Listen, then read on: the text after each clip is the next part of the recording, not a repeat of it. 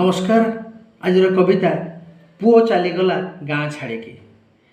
भुवनेश्वर रे घर कला पुओ, भुवनेश्वर रे घर कला पुओ पर करी गाँ माटिकी मना करुथिली चलीगला सी सिनिहर डोर काटिकी।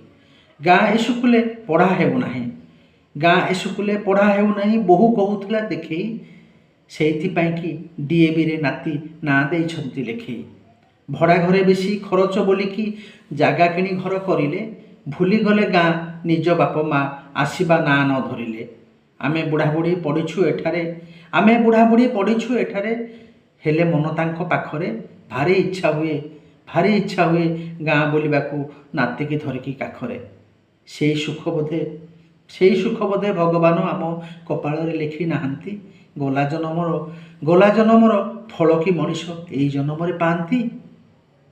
धन्यवाद।